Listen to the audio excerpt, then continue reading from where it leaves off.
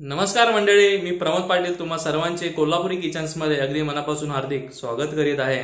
तर मंडळी, मी पुन्हा एकदा आलेलो आहे गावाला, कारण प्राचीला घेण्यासाठी मला यायचं होतं। आणि मित्रांनो, याच दरम्यान आहे ना आमची गाय सुद्धा काय म्हणतात त्याला इयाली ना आमची गाय सुद्धा इयाली आहे। मित्रांनो, गाय इयाल्याच्या नंतर आहे ना साधारण 8 दिवस आहे ना त्या गायीचं जे दूध आहे ते आपण डेअरीमध्ये देऊ शकत नाही। तर त्या दुधाला ना आपण चीक असं म्हणतो आणि या चिकापासून आहे ना आपण वेगवेगळे असे पदार्थ देखील तयार करू शकतो, जसे की आपण चिकाचा खरवस तयार करतो। तसेच त्या दुधापासून ना आपण खरवसाच्या वड्या ना सुक्या अशा वड्या पण आपण तयार करू शकतो। आणखीन काय म्हणता येईल त्याच्यापासून? कांजाळी कांजाळी देखील आपण बनवू शकतो। तर मित्रांनो, आजच्या या रेसिपीमध्ये ना आपण सुका खरवस म्हणजे त्या खरवसाच्या ज्या सुक्या वड्या असतात त्या बनवून पाहणार आहे। आणि आजची जी रेसिपी आहे मित्रांनो ती स्वीटू बनवणार आहे, म्हणजे अश्विनी बनवणार आहे। कारण मित्रांनो, अश्विनीच्या मागच्या रेसिपीला ना तुम्ही भरघोस असा प्रतिसाद दिला, भरपूर सारे लाईक्स देखील केले तुम्ही व्हिडिओला। तर म्हटलं आपण ना आणखीन एक रेसिपी आहे ना अश्विनीच्या हातनं पाहूयात। अश्विनीला सुद्धा ना खूप छान असा खरवस तयार करता येतो। तर आता आपण ना वेळ न लावता लगेच सुरुवात करूया आजच्या या रेसिपीला। तर मित्रांनो, तुम्ही टेन्शन घेऊ नका, हे फक्त दोनच साहित्यात होणारी रेसिपी आहे। तर यासाठी फक्त आपल्याला ताजा दुधाचा चीक आहे आणि आपल्याला साखर घ्यायची आहे। ओके, तुम्ही आता किती लिटर घेतलाय तरी अंदाजे? 1 लिटर। ओके, आणि साखर फक्त घ्यायची आपल्याला। ओके, तर आता सर्वप्रथम काय करायचं आपल्याला कृती? हे चीक आहे तो आपल्याला 2 तास शिजवून घ्यायचा आहे। अच्छा। तर मित्रांनो, मी टोप घेतलेला आहे, त्याच्यात पाणी आहे थोडंसं, आणि हे तुम्हाला जे काळं दिसतंय ते आमसूल आहे। आम्ही ते टोप काळा होऊ नये म्हणून घातलेला आहे। हा टोप मी आता त्याच्यात ठेवणार आहे आणि 2 तास शिजवून घ्यायचं आहे आपल्याला हे। मग आता हे आपण ह्याच्यामध्ये अजून पाणी टाकणार आहे का?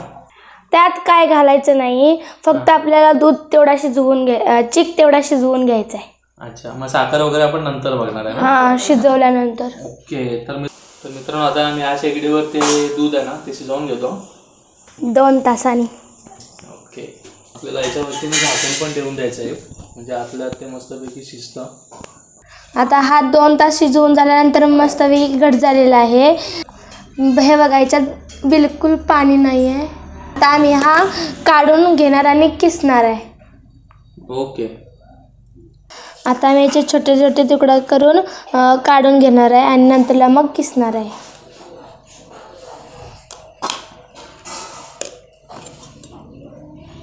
वाव, किती सुंदर आईस्क्रीम सारखा दिसतोय ना अशीने, एकदम मस्त। अख्खाच्या अख्खा गोळा आपण काढायचा नाहीये, कारण आपल्याला नंतर मग किसताना त्रास होऊ शकतो, किसता व्यवस्थित येत नाही। त्यामुळे बघा, एक प्लेट घेतलेली आहे, सोबत आहे ना आपण किसणी पण घेतली आहे, आणि आता याचे ना थोडे थोडे असे तुकडे करून मग किसून घेणार आहे।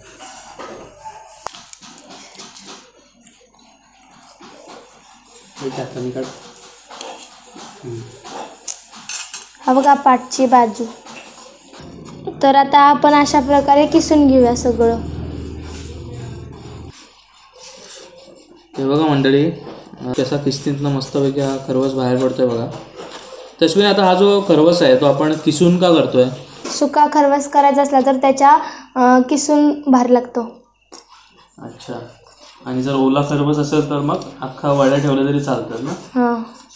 ओके, तर मंडळी, वड्यांचा जो खरवस आहे ना त्याची रेसिपी आहे ना ती आपण ऑलरेडी आपल्या चॅनलवरती दाखवलेली आहे। त्याची लिंक मी तुम्हाला डिस्क्रिप्शनमध्ये पण देईल, किंवा मग वरती आय बटनमध्ये सुद्धा तो दिसत असेल तुम्हाला। वा, बघा मित्रांनो, बघा आपण एखादा चीज कसं किसतो अगदी तसंच हे खालती पडलेलं आहे। तर अशा प्रकारे आहे ना, बघा हे बाकीचं पण दूध आहे, हा बाकीचा पण जो खरवस आहे ना तर हा अजून कच्चा आहे। याच्यानंतर ना अजून भरपूर सारी आहे ना यामध्ये प्रोसेस बाकी आहे ना अश्विनी? होय। तर मग आता मी सध्या तरी किसून घेतो, त्यानंतर आपण पुढची कृती पाहूया। आता मी हा खरवस किसून घेतलेला आहे आणि मग नंतरला हा टोपात काढून घेते। टोपामध्ये आधी काय आपण टाकायचं नाही ना, पाणी किंवा तेल वगैरे? काय नाही। ओके, तर तुम्ही यांना घेताना मित्रांनो थोडासा मोठा स्टोव घ्या, कारण ना हे आपल्याला नंतर ढवळायचं पण असतं ना, हलवायला बरं पडतं मग. अच्छा. 1.5 किलोच्या खरवसासाठी आम्ही 1 किलो साखर आणि 4 वेलची घेतल्यात. ओतून घेते यात. आता हे जे गोड, आता हे साखरेचं प्रमाण जे अश्विनी ते 1 किलोला 1.5 किलो असंच असतं की आपल्या मनाप्रमाणे आपण घेऊ शकतो? आपल्या मनाप्रमाणे. मला जर जास्त घालायचे असेल तर तुम्ही जास्त साखर घालू शकता किंवा कमी तरी करू शकता. ओके. हे आता आपल्याला एक जीव होईपर्यंत आता हलवून घ्यायचं आहे. आता आम्ही वेलची टाकून घेतलेली आहे यात. तुमच्याकडे केशर असेल तर तुम्ही केशर पण टाकू शकता. तर उरलेला जो खरवस असतो ना, टोपाला तळाला लागलेला असतो, तो तुम्ही अशा प्रकारे ना त्याच्या करून तुम्ही टाकू शकता. आता पुढे काय करायचं अश्विनी? गॅसवर शिजवून घ्यायचं आहे. ओके. हे गॅसवर ठेवते. तर मित्रांनो, आता ही जी कृती आहे ना ती तुम्ही चुलीवर पण करू शकता किंवा मग गॅसवरती पण करू शकता. गॅसवरती थोडी फास्ट होते. आता आपल्याला थोडी घाई आहे त्यामुळे आपण आता गॅसवरती शिजवून घेतोय. साखर विरघळेपर्यंत आपल्याला हलवून घ्यायचं आहे. कंटिन्यू हलवत राहायचं असतं. हां. याच्यात काय पाणी वगैरे टाकायचं नाही ना अश्विनी? नाही. साखर जशी वितळेल त्याला मग पाणी सुटतं, ते त्याच पाण्यावरती मग हे शिजतं ना अश्विनी?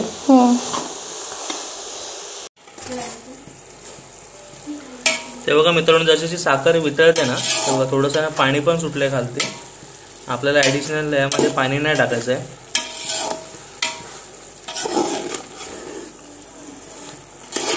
साखरेमुळे ना याला एक थोडासा मस्तपैकी घट्टपणा येतो. जसं आपण खोबऱ्याची कापं कशी बनवतो अगदी त्याचप्रमाणे कडक होतात.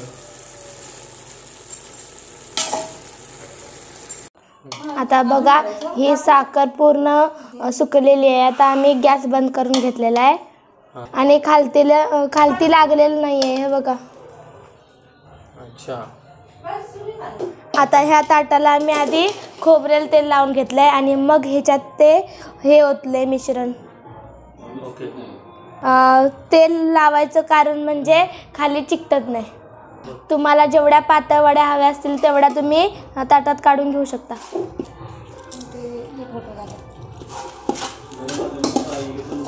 गरम आहे म्हणून मी केळीचं पान घेतलंय. ओके. आणि केळीचं पान नसेल तर मग काय घेऊ शकतो आपण? पिशवी, प्लॅस्टिक. गरम असतानाच आपल्याला ते दाबून घ्यायचं आहे. नंतरला मग ते फळफळीत झालं की नाही होत. तर मी ह्याच्या अशा प्रकारे वड्या पाडून घेते. तुमच्याकडे चाकू असेल तर तुम्ही चाकूने पण पाडून घेऊ शकता.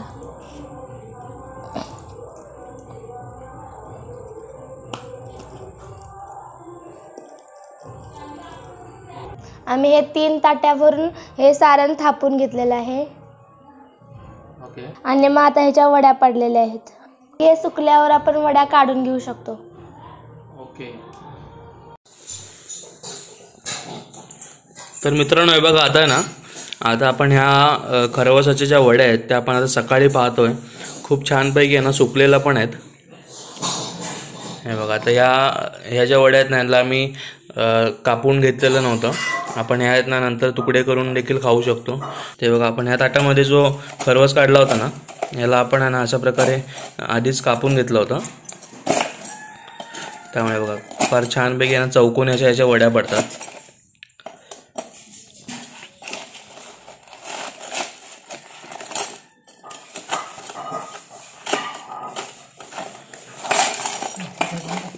आणि हे बघा मित्रांनो, खरवस बघा साखरेच्या पाकामध्ये पण ना छानपैकी हा मुरलेला आहे. त्यामुळे खूपच छान लागतो हा खरवस खाताना. दुधापासून आहे ना आपण असं सॉफ्ट असा खरवस बनवतो. अशा वड्या आहे ना बहुतेक कमी लोक बनवतात. त्यामुळे ना तुम्ही बघा ही रेसिपी आहे ना नक्की पहा आणि कशी होते हे मला कमेंट करून देखील नक्की सांगा. 1.5 किलोचं 1.5 लिटरचं दूध होतं. त्यामध्ये आपण 1 किलो साखर टाकलेली. तेव्हा किती साऱ्याच्या खरवसाच्या वड्या तयार झालेल्या आहेत. बघा तुम्हाला मोडून पण दाखवतो. बघा आतमध्ये ना कुठेही पाण्याचा अंश नाही आहे, मस्तपैकी सुकलेल्या आहेत या वड्या.